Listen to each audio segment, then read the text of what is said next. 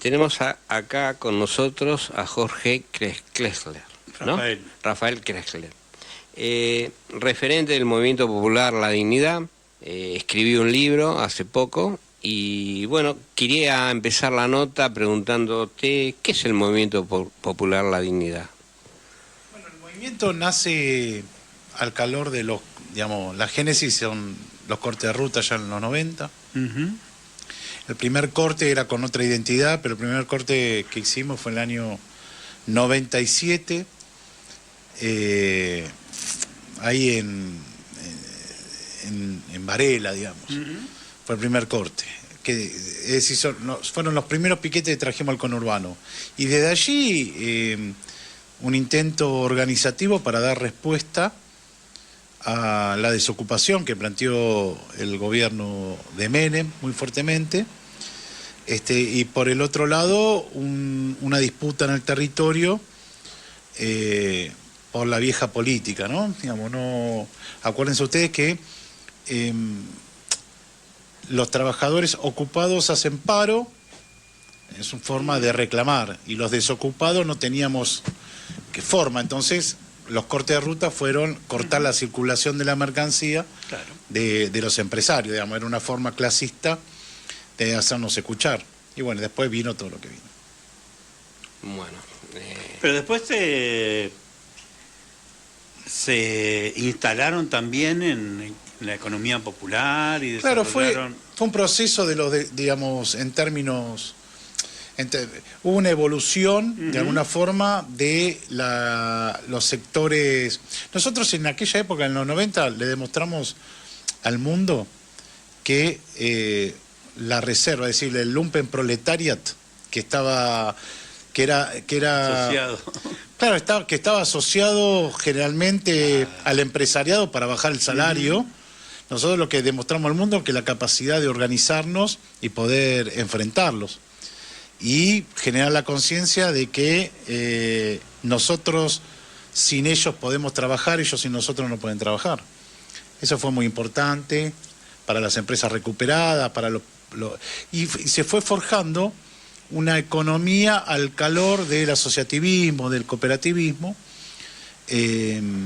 producto de que con Néstor y Cristina se generaron esos 5 millones de puestos de trabajo, pero la mayoría precariamente, es decir, que no volvimos al mercado laboral con los derechos que teníamos, claro, anteriormente, digamos, volvimos en forma precaria. Hoy, lentamente, llegamos hasta el día de hoy que el 50 o más del 50% de la clase trabajadora en la Argentina no está registrada, digamos, es decir, no hay una pérdida de derechos, de hecho, no necesitamos a Milei. Por eso es muy difícil cuando se quiere contrarrestar el discurso, claro, de Milei, que viene a quitar derechos, es a la población activa, la mitad no tiene derechos. Es decir, ni escuchó a Aguinaldo. Me quedo hablando con, viste que hay casi todas las trabajadoras de los bares son migrantes. Y vos le decís, bueno, que nada, ya aprendí que no, de ir por las buenas. Y vos le contás que acá había convenio colectivo de trabajo. Sí. Te miran, jamás en mi vida escuché hablar de eso. Sí, parecido al sketch de Capusotto cuando muestran un choripán, ¿no? Y en una época hubo un choripán. Rafael, te quería preguntar algo más. En algún momento vos has hablado o has propuesto armar una empresa nacional de alimentos. ¿Qué es eso y para qué? ¿Podrías más o menos tenernos? Sí, nosotros creemos que el alimento no es un derecho, hoy no está considerado un derecho, sino una mercancía. Y frente al mercado, la mercancía va y viene y tiene que ver con la maximización de la ganancia de las empresas. Y a contramano de lo que dice hoy hegemónicamente la derecha, de que la emisión genera inflación, nosotros decimos que la inflación, sobre todo en alimentos, es una extorsión, un chantaje a los estados con la mesa de los argentinos. Entonces, al perder seguridad y soberanía alimentaria, hay un chantaje al gobierno de Alberto. Durante 4 años lo chantajearon con aumento en alimentos. En la Argentina hay una inflación media y el alimento sube por arriba de la media inflacionaria. Y dentro de los alimentos lo que más sube es los de consumo popular, el arroz, el fideo, la harina, el aceite, el azúcar. Eso tiene que ver con un chantaje de las empresas que en estos últimos 40, 50 años no solamente se han concentrado, sino que se ha extranjerizado las empresas productoras de alimentos. Nosotros creemos que una de las herramientas, no sé si la más importante, pero una de las herramientas que tiene el Estado es generar una YPF de los alimentos. Porque nosotros decimos que si hoy tenemos petróleo y nafta en la Argentina, es porque alguien creó hace 103 años una empresa estatal como YPF. Es decir, que planteamos la soberanía energética con una empresa propia estatal donde regula, produce, construye, etcétera, etcétera.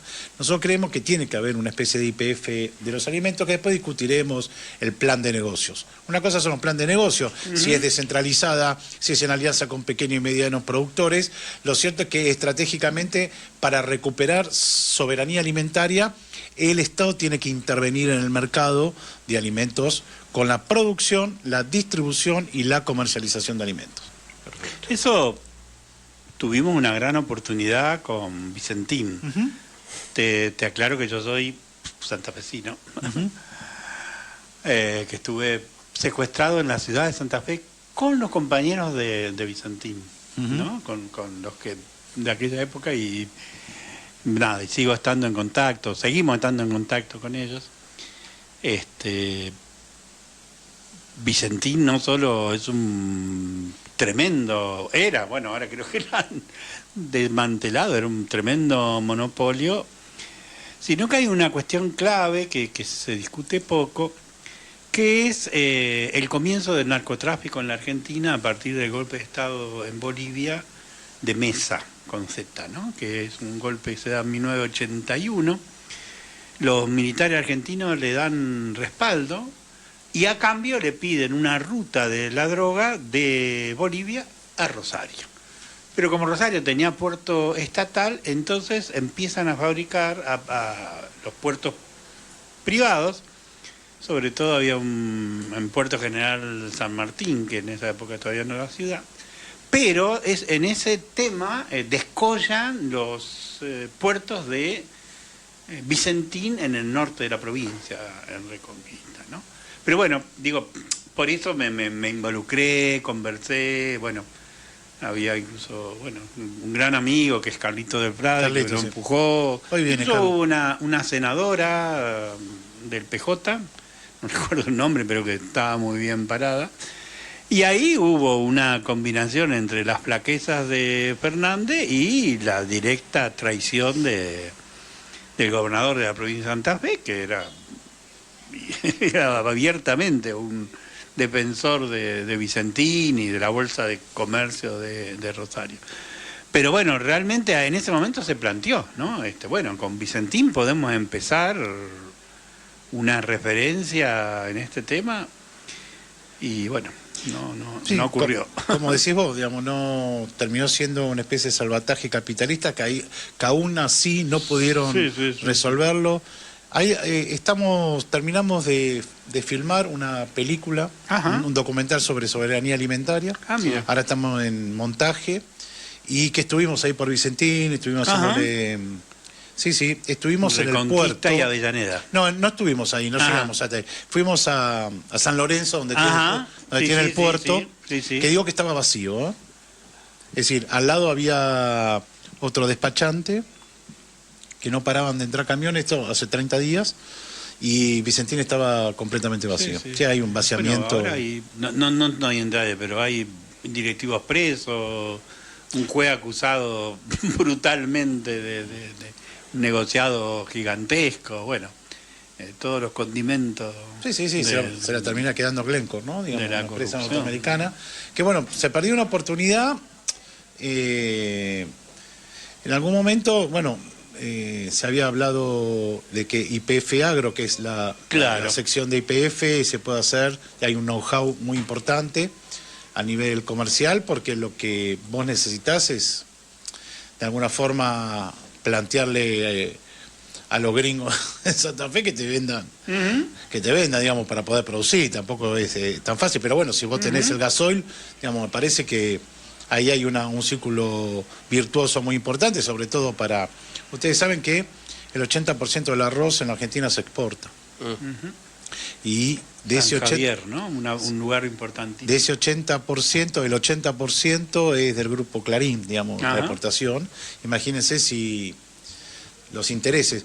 Pero no solamente, sino que deciden los granos. Es decir, hay lo que me decían productores de Corrientes, que se ha perdido un grano que se usaba mucho en la zona, que era económico, popular, que era para los guisos, eso ya no lo están produciendo. Es decir, los tipos ya definen cuáles son los alimentos, es decir, la pérdida de la soberanía, el Estado no... Y ahora, más todavía, ¿no? Desarman el INTA, el INTI y todo lo que tiene que ver con las capacidades soberanas de un país de poder planificar su producción en base a los saberes, en base a su producción científica. Bueno, todo eso lo están desarmando y las mejores patentes se las van a dar, obviamente, al capital privado.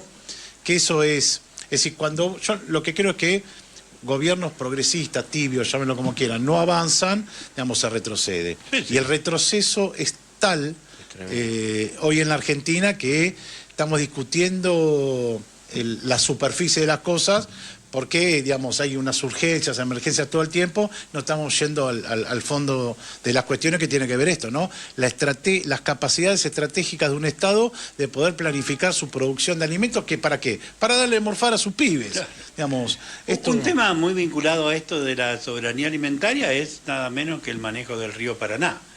Un tema que viene, bueno, que es uno de los grandes escándalos. El 50% de la proteína mundial se comercializa, sale por el río Paraná. Es decir, el 50% de la proteína mundial. Digamos, hay una barbaridad. Sí, y leí que Rosario es el segundo puerto del mundo de alimentos, una cosa de ese en importancia, tipo, ¿no? sí. Sí, pues, y eso, digamos, haciendo un volumen de lo que estás nombrando, el 50% de la proteína, nos da una pauta también del negocio que le estamos dejando a los privados, ¿no? Para que lo hagan y, es más, ¿no? Nos perjudiquen a nosotros. También hace poco salió un cargamento que estaba cargado de cocaína. Yo no me quiero imaginar las cosas que deben salir y entrar sin ninguna vista de nadie, ¿no? Todo esto lo estamos perdiendo. O sea, entiendo que desde los movimientos populares hay una mirada nacionalista de tratar de hacer un país, de construir un país, y pareciera que del otro lado no lo es tanto, ¿no? Pareciera que todo es condicional, si arreglé con no arreglé con aquello, parecieran todos acuerdos, y en los acuerdos se va la vida, o sea, se va la gente. Hoy día está muriendo gente por falta de atención, han desfinanciado, o sea, la forma hoy día de destruir un ministerio, destruir algo es desfinanciarlo, desfinancian y cuando te querés acordar no hay nada. Yo tengo un hermano que está trabajando en minoridad y ya es la cuarta persona que han cambiado, que son los que teóricamente vienen a solucionar algo, en realidad lo que vienen a destruir todo, ¿no? ¿Cómo lo ves esto? A ver, nosotros creemos... Milei no es nada nuevo, no hay nada novedoso atrás de Milei, digamos, es el viejo programa económico oligarcón que tiene que ver a planchar el dólar, tasas altas, salarios a la baja, extranjerización y concentración de la economía. Esto lo vivimos y es la discusión no saldada, es decir, no terminamos de derrotar esa clase social que sí tiene un proyecto para este país, que fue a partir del 24 de marzo del 76, que a sangre y fuego lo impone, pero no terminamos de derrotar ese proyecto, y sospecho que la clase política está media cómoda, digamos, está mal dicho clase política, no hay una categoría de clase, digamos, pero entiendo que las nuevas la conducción política en el país, sean gobernadores, sean legisladores, inclusive hasta varios sindicalistas, están cómodos en esta situación, porque creo que Milei está resolviendo este tema que es la macro, es decir, cuando yo no me dejo engañar, cuando dicen que hay fecha de vencimiento de Milei, que yo creo que tiene fecha de vencimiento de Milei, y hay un partido hegemónico en la oposición que va a ser gobierno en un nuevo ciclo aparentemente popular, va a venir con las cuentas macro resueltas, no así el tema de la deuda. A lo cual tampoco se impondría un proyecto radicalizado, popular, democratizante, participativo. De hecho, hoy, teniendo la posibilidad de gestionar al frente de gobiernos provinciales, más grandes o más chicos, no desatan por abajo la participación popular. Es decir, que no hay una confianza en el pueblo para ir resolviendo las cosas. Entonces, lo que creo es que Milei viene a imponer ese programa económico concentrador, extranjerizador, reprimarizador de la economía, más con una fuerte pata minera, digamos, extractivista en ese caso, pero no viene no viene a destruir el Estado como lo conocemos, digamos, sino, como dice mi amigo Rocco Carbone, ese Estado social, esa estatalidad social comunitaria, es decir, viene a destruir lo público que emana de las políticas de participación del Estado, es decir, la escuela pública, la salud pública, los ministerios, los programas nacionales, la discapacidad, el ANSES, el INTA, pero el INTA lo desarma para darle su conocimiento a los capitalistas. Sí, es decir, ahora, el Estado en las funciones de recaudación, de represión, de relaciones diplomáticas, el Banco Central, todo eso lo garantiza y muy bien, ¿no? Sí, permíteme decir que los silo bolsa salieron del INTA, ¿no? O sea, no es menor, porque la tecnología que ha desarrollado el INTA le ha sido beneficiosa, pero esto pareciera que también lo desprecian, ¿no? Porque ellos saben que pueden conseguir las mismas cosas haciendo mayores negocios. ¿Se trata solo de negocios o hay ideología? No, yo creo que el tipo está ahí puesto por negocios y que para garantizar los negocios necesitan imponer como todo buen... A ver, hay una emergencia en el capitalismo, hay una crisis capitalista de acumulación muy importante y los tipos echan mano a los autoritarismos para defender sus propios intereses. Y este bufón que tenemos en títere, que no es para nada un outsider, sino que viene con una banca internacional, una banca del Círculo Rojo, que le han puesto guita, que le han comprado las minas que tiene alrededor para que aparezca, le dijeron hablar de Conan, es decir, un fruto, una preparación de un focus group necesario. ¿Por qué? Porque veían que había que ponerle un programa, que era la oportunidad de ponerle un programa a la bronca a la gente que quería un cambio. El cambio se fue para el carajo, es decir, quieren la derecha, el individualismo, el sálvese quien pueda, el anti... vos fíjate que hasta intentan, creo que no lo consiguieron, pero intenta romper la solidaridad que implica una jubilación de reparto, es decir... no pudieron con aerolíneas, no pudieron con la educación pública, no van a poder con el Garrahan, porque hay resistencias del pueblo. Pero lo cierto es que aprovecharon una bronca que había, se montaron, pusieron eso y pusieron un títere. Digamos, los tipos que la saben, y cuando no les sirva más, lo van a sacar. Y van a poner otro. Es decir, los tipos saben a lo que están jugando, tienen un proyecto de país, que es lo que nos falta a nosotros. Claro, proyecto. Bien, ¿vamos a un corte? Vamos. Vamos bien. Bueno. Entonces, libro, Batalla de Ideas. Entiendo que es una voz coral, un conjunto de compañeros. ¿Quiénes son, primero? Bueno, los que te acuerdas. No, sí, digamos, se planteó... Hay varios amigos ahí. Sí, son, digamos, todos amigos son de militancia. No, que el libro... como lo organizamos en dos campos. Uno que son marcos teóricos y otro caja de herramientas. Me parece que está dirigido a los militantes, los que quieren cambiar el mundo. Seguro. Que tiene que ver con darle herramientas para discutir, para que no... Mira, la otra vez fui a presentar el libro ahí al Congreso y pasaba por Callao y escuché a un vendedor de palta, ¿viste los pibes que están ahí? Sí. Que le decían a otro pibe, el gobierno pasado se robaron todo, por eso yo voté a Milei, el vendedor de palta.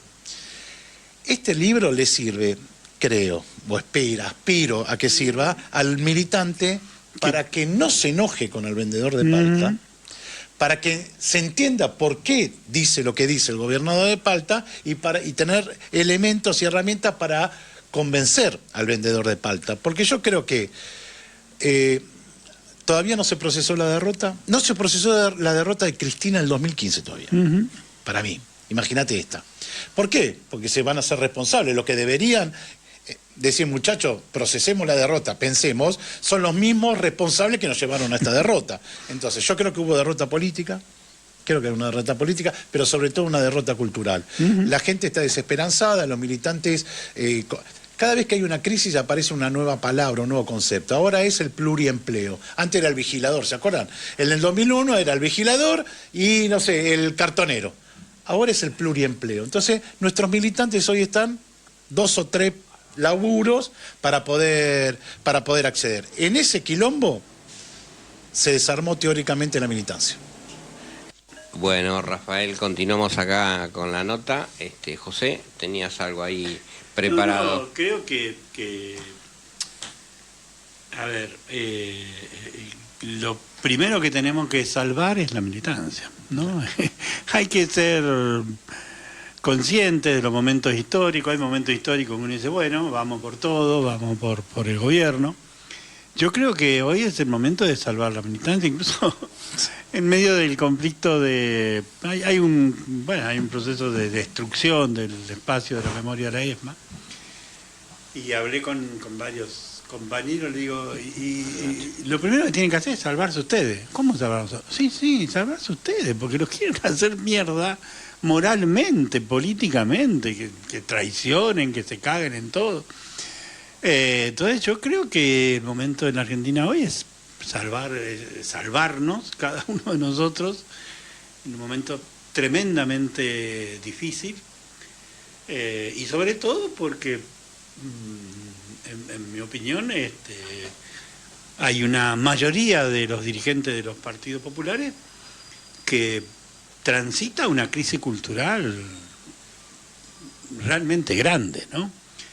Y no solo hablo del neoliberalismo. Por ejemplo, una cuestión que a mí personalmente me afecta es que con toda naturalidad se ha abandonado toda idea de solidaridad entre los pueblos, toda idea de internacionalismo, llámese popular, revolucionario, nacionalista, de patria grande, ¿no?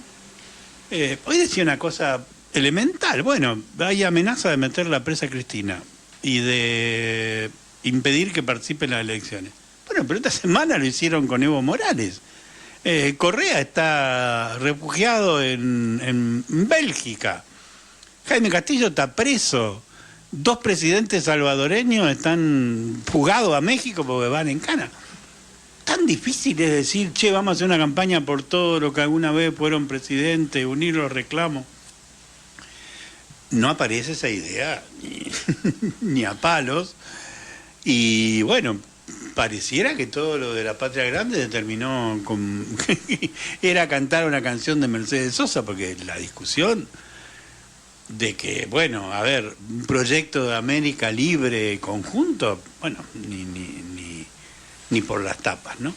Entonces, yo creo que es un momento, bueno, que es el momento para aprovechar, para fundar una cultura política superadora, realmente. No quiero invadir el terreno del libro, pero bueno, si no se entiende que el capitalismo argentino está agotado, bueno, es muy difícil charlar con alguien, ¿no? Bueno, pero por ejemplo, es muy bien, digamos, estamos en el mundo de las ideas y como vos bien dijiste el tema de la patria grande, situémonos en el 2010, en el Bicentenario. Lo que se pensaba o se preveía como una victoria estratégica, haber consolidado una mirada de la historia latinoamericana, no argentina, pues anterior a la Argentina, americana, digamos, de esta parte, en realidad fue una victoria táctica, una victoria pasajera. Es decir, esto lleva a pensarnos si los pueblos digamos, pueden dormir en los laureles, es decir, digamos, la cosa tiene que avanzar. Claro. Aquello que pensamos que se venía instalando, que era un modo de ver esta parte del mundo, hoy es todo lo contrario. Es decir, hoy es todo lo contrario y no hay una defensa de esas miradas que tienen que ver con esta militancia.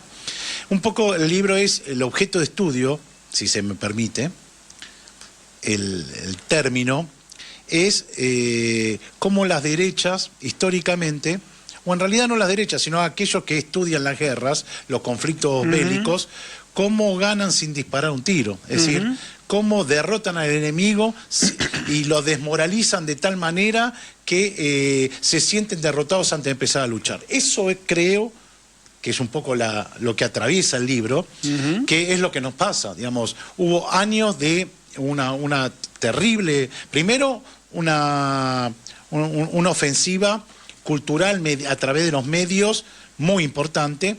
Hay de alguna forma la pandemia y la influencia de las redes, creo que hay algo muy importante, muy importante allí, pero sobre todo está desarmado teóricamente el campo popular. Sí. Es decir, digamos, si vos desarmás teóricamente a los compañeros y a las compañeras, digamos, enfrentarse con el vendedor de palta porque votó a Milei y putearlo porque el compañero votó a Milei es no entender nada de lo que está sucediendo. Entonces, un poco es esa derrota, la derrotan, desmovilizan, la desmovilización apatiza y terminan hablando boludeces por ahí.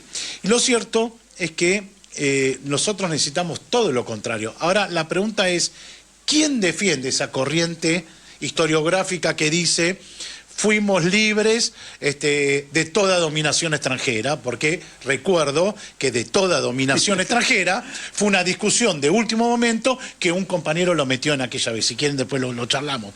De dominación de toda potencia extranjera. Entonces, ¿quién es el que va a defender ese? ¿Qué corriente de pensamiento ideológica, política en la Argentina? Nosotros creemos que está vacía. Ese andarivel de la política en la Argentina está vacía, que es una izquierda nacional, una izquierda latinoamericanista, combativa, revolucionaria, bien popular, arraigada, que no pida actas a gobiernos hermanos que se enfrentan al imperialismo y que debata las derrotas. Digamos, loco, digamos, discutamos por qué llegamos hasta acá.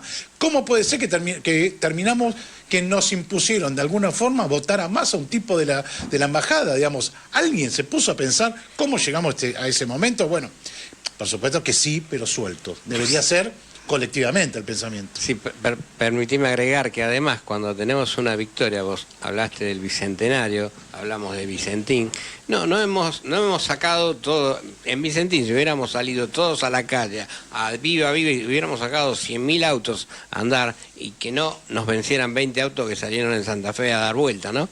O sea, no sostenemos lo que supuestamente ganamos. ¿Por qué será? ¿Será que no tenemos un plan? Pareciera que tiramos cosas y bueno, hagamos una peña, por ejemplo, ¿no? Y festejamos, y después cada uno a su casa. No es así. Falta conducción política. Claro, conducción política, exactamente. Sí, y no, digamos, no dejar en manos de otros que no tienen esos proyectos, digamos. Nosotros no le podemos pedir a los que no son que hagan un programa que no conocen, digamos, no quieren. Digamos, Alberto, digamos, expropiando empresas, digamos, fue una locura.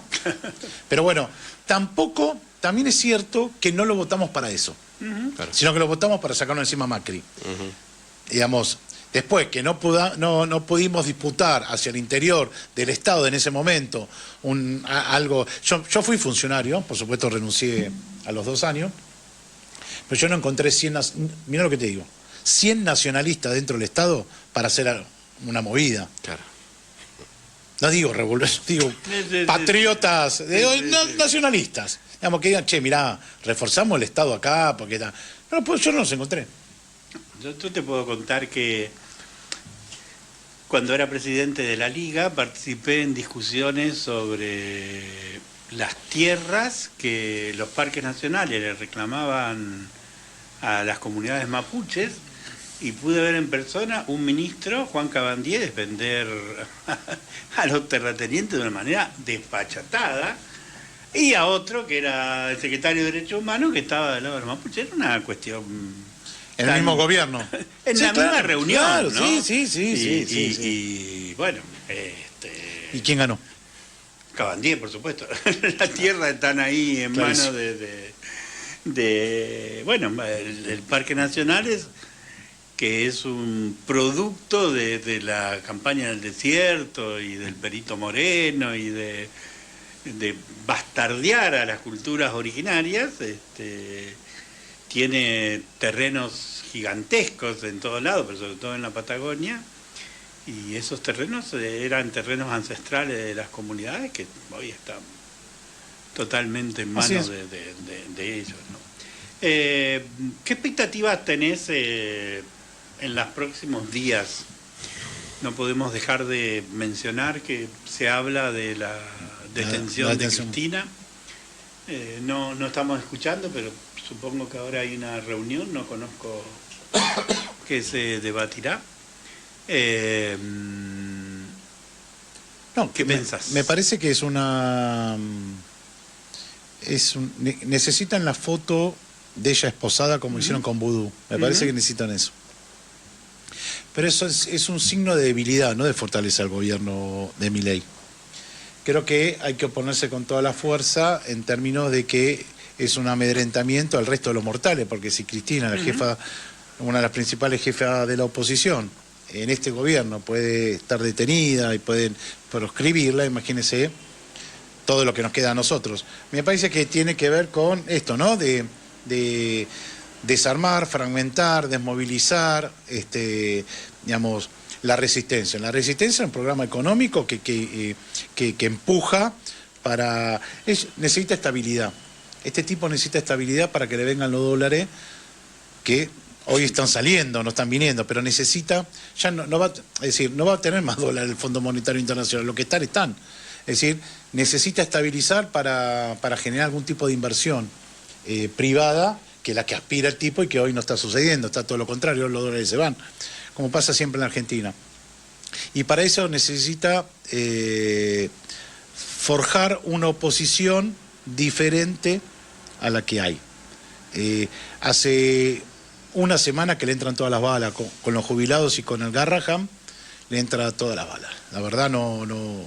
Ahora, pero hay el peligro de constituir un sistema político con el 50% de la gente afuera. Es decir, que estamos naturalizando que el 50% no vaya a votar, que está pasando en todas las provincias. Bueno, hay un sistema político que están armando en función de eso, porque eso achica capacidades, posibilidades, y de alguna forma sacan el elemento de la política como una posibilidad de modificar las cosas. Es decir, si la gente ve que la política no le modifica su vida, bueno, se corre y sigue. Es decir, todo eso, mientras el pueblo no participe, acá no vamos a poder, porque aparte no es como en el 2001, que se corre de ese sistema político, que se estaba cayendo esa podredumbre, y plantea el que se vayan todos, activa, va a las organizaciones, arma ferias, arman ollas populares por todos lados. Hoy me salvo como pueda, mi familia, mi primer núcleo, trato de que estén bien, tengo 3, 4 empleos, hago lo que puedo, es decir, hay como una especie de apatía, digamos, la apatía esta que vemos de la gente, pero que perdemos nosotros, ¿eh? Sí, bueno, hay una desmovilización de la gente no se la moviliza, o sea, desde las dirigencias donde porque no hay victorias, la gente no se moviliza. Aunque hoy las conducciones políticas intenten sacar a la gente a la calle, la gente no va porque no ve victoria, no ve la capacidad de ganar, porque no hay quien le plantee un proyecto. Che, ¿cuál es el proyecto? Y no sé, qué sé yo. Ahora el proyecto va a ser defender a Cristina. Claro, entonces vamos a salir todos a defender a Cristina. Ahora, porque... Y así va pasando el tiempo. Exactamente. ¿No? Porque lamentablemente pasa el tiempo y con las consecuencias que nos trae. Yo creo que el gobierno de Milei lo que está tratando de hacer es ganar tiempo, o sea, corriendo todos los límites que pueda hasta donde llegue. Y el día que esto estalle, y bueno, agarrarán la valija y se irán para otras tierras, ¿no? Donde puedan usufructuar de lo que nos robaron. Y esto es, la transferencia de dinero que hay es tremenda. Ellos gobiernan un país que odian. Sí. La clase dominante en Argentina llegaron al gobierno, primero lo intentaron con Macri, nosotros asestamos un gran golpe a Trump, porque esta fue la primera derrota de Trump en América Latina, haberle ganado a Macri, y ahora vuelven con Milei. Ellos tienen un proyecto de país y hoy gobiernan un país que odian. Bueno, el tema es cómo utilizamos para nosotros ese odio y construimos una salida, ¿no?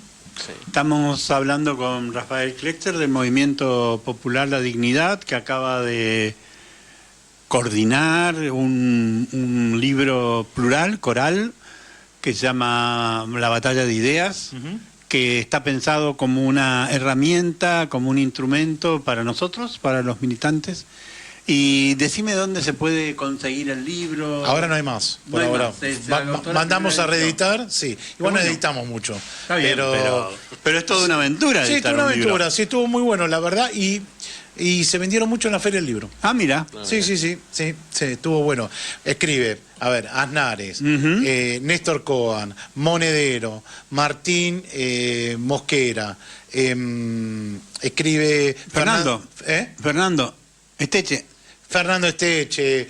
Lo vi porque vi que lo presentó. Fernando Basso, escribe Paula Klachko. Pero cuestiones obvias de por qué tenemos que defender, Paula escribió, por qué tenemos que defender a Nicaragua, a Cuba y Venezuela. Perfecto. La militancia está pidiendo las actas de las elecciones. Digamos, lo piden los Estados Unidos y lo pedimos nosotros, porque Cristina pide las actas, salieron todos a pedir las actas. Una barbaridad. Eso está desarmado teóricamente. Se pusieron del lado del imperialismo. Ahora, que los militantes, los pibes en la universidad, duden del enfrentamiento del pueblo venezolano a las políticas imperiales por el petróleo que tienen, a mí me parece que es una involución en el pensamiento latinoamericano, que pensamos que en el 2010 con el Bicentenario se había instalado. Primero América, después el resto. No, estos muchachos... Bueno, una cosa que creo haber aprendido, un proceso que creo haber aprendido muy sencillo. Los gobiernos de derecha derechizan, y cuando hay política de izquierda, izquierdizan, ¿no? Y la ausencia de políticas de izquierda, populares, profundas, bueno, lo que hace es deteriorar y abrir paso a procesos de involución que en la Argentina tienen una característica particular. Pocos países en el mundo idealizan más al Poder Judicial que en la Argentina, porque bueno, se explica, porque logramos... Había un fiscal que decía, logramos lo imposible, que el Poder Judicial ponga en la picota al poder por un tiempito, ¿no? Hay que pensar que ese Poder Judicial estaba totalmente desprestigiado con Menem en 2001, se legitimó con los juicios, y después fue Lawfer, y los mismos, ¿no? Por ejemplo, Sergio Torres, instructor de la causa ESMA, miembro de la Corte Suprema de la Provincia de Buenos Aires, facho. Lorenzetti era el principal impulsor de los juicios, escribió un libro, no lo escribió él, se lo escribió un amigo. Pero son todos tipos de la familia judicial. Así es. Que reciben instrucción en los Estados Unidos, pero cuando esto parece, no es algo melancólico de uno que le echa la culpa, sino que efectivamente lo del lago escondido es una muestra muy chiquita de lo que son las juntadas y los seminarios y las formaciones que tienen en Miami el Poder Judicial año tras año. Son becados por los Estados Unidos para armar... Hoy Estados Unidos invierte más en las escuelas judiciales que en la vieja escuela de las Américas, que está muy chiquita, no les interesa. Bueno, en general no les interesa tampoco las Fuerzas Armadas, porque las ordenaron. La labor represiva la cumplen las policías, la gendarmería. Y aparte las ordenaron. Están todas ordenadas. No quieren ningún problema con la flota. Permíteme. Había escuchado por ahí que dijiste que hay un WhatsApp de unas 20 personas que dominan el mundo, más o menos, ¿no? ¿Algo así puede ser que hayas dicho? Que nosotros deberíamos de alguna manera... No, por favor, quiero continuar la idea, que sería armar algo, tenemos que armar algo de este lado, porque 20 personas están más o menos manejando los intereses de la derecha. No me cabe la menor duda Vos fíjate que hay un libro, un diario de derecha, El Economista, ¿no? Este otro, que tiene charlas de quincho. Sí. Bueno, esas charlas, eso existe en serio, son Sí. los quinchos de los country. Hace 1000 años que Claro, la sesión. y que te tira algunas cosas, qué sé yo. Bueno, eso se juntan en los quinchos de los country. Y a ver, el precio de la papa lo ponen 4 tipos en el mercado central, en el puesto no sé cuánto, comiendo al mediodía. Claro. Si hay una que se quiere operar y ponerse botox en los labios, sube el precio de la papa. Así funciona. Entonces, a mí digamos, y en la Argentina, cuando pusieron a Funes de Rioja, como que venía de presidir la Copal, y como presidente de la Copal, que son las empresas productoras de alimentos, salió presidente de la Unión Industrial Argentina, es decir, que las alimenticias, el poder que tienen es muy importante, cosa no menor, y que no le estamos prestando atención, solamente puteamos al chino cuando compramos el aceite y el arroz, digamos,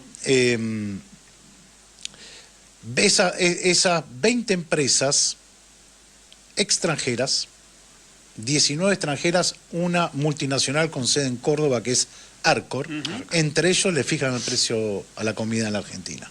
Entonces, es decir, que existen esos grupos, que no es una especie de conspiración que vos ves en las redes, por las redes y que esto y lo otro. No, efectivamente se juntan a poner el precio. El de la papa es el de la papa, los alimentos son los alimentos, y que tienen que ver con estos chantajes que hacen. Porque aquí hay algo más sensible. Los medicamentos que no están pudiendo controlar, los alimentos que no están pudiendo controlar, salvo quitarle la guita a la gente, bajarle el salario para que no puedan consumir directamente. Ahora, hoy la gente come o paga los medicamentos, digamos. Yo tengo 3 pastillas. Una que es la azul, que es la de la metformina, esa me la dan gratis. Las otras 2, que para el colesterol y para la presión, me salen 100 lucas. Todos los meses. 100 lucas. El mes pasado, no es que no la compré. Le dije, espera que cobre, que son 2 o 3 días, y ahí la compro. Bueno, pues si no me endeudo para comprar medicamentos. Sí, hay un cálculo de que hay 6 millones de tratamientos interrumpidos en Argentina. No, eso sí, pero ahora, ¿quién le pone los precios a los medicamentos? Sí. Son los pools que se arman, son los farmacéuticos que se juntan y le ponen. Dando precios, pero porque no hay competencia en la Argentina, es mentira. Claro. Es mentira lo del libre, es un chamullo del libre mercado, es mentira lo de la oferta y la demanda, y más en una economía dependiente y periférica como la Argentina, donde está concentrado, extranjerizado, donde se ponen de acuerdo, donde las cámaras de comercio, amigos de Estados Unidos, de Surinam y lo que sea, se ponen de acuerdo y ponen el precio. Es así, corta la bocha. Lo siento si hay un pibito libertario que cree en la oferta y la demanda, escuchando este programa, que creo que no lo hay, pero bueno, sus hijos, pero tal vez hay un hijo, bueno, claramente, póngale el tema precio en alimentos y precio en comida, a ver si existe la oferta y la demanda. Sí. Así es.